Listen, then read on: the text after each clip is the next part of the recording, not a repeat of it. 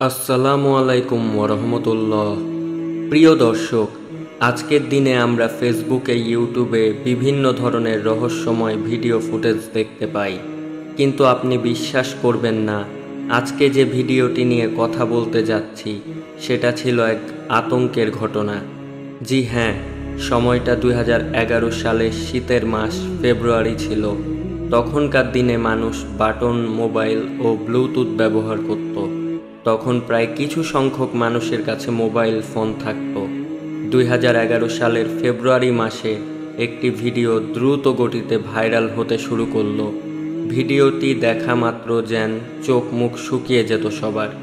সে ভিডিওটি দেখে রাতে অনেক মানুষ ভয়ে ঘুমাতে পারত না। রাতে ঘুমাতে গেলেই চোখের সামনে ভিডিওটি ভেসে আসতো। তো চলুন এক ঝলক ভিডিওটি দেখে নিই।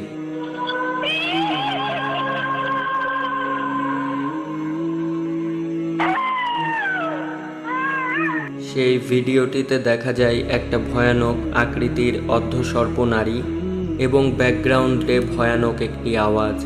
সে সময় ভিডিওটি নিয়ে বিভিন্ন জায়গায় বিভিন্ন গুজব ছড়িয়েছিল।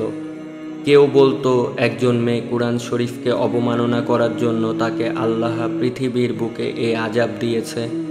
আবার কেউ বলতেন হজকে অবমাননা করার জন্য তাকে মহান আল্লাহ এই আযাব দিয়েছে।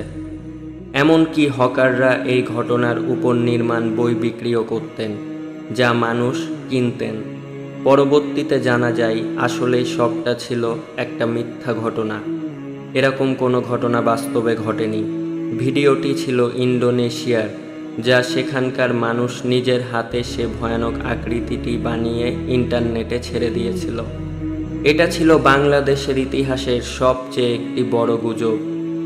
হয়তো আপনিও সেই গুজবটা সম্পর্কে জানেন, বা আপনার পরিবারের কেউ সে গুজবটি সম্পর্কে যদি জানে, তাহলে কমেন্টে অবশ্যই জানাবেন। আমার ভিডিওটি সম্পূর্ণ দেখার জন্য সকলকে ধন্যবাদ।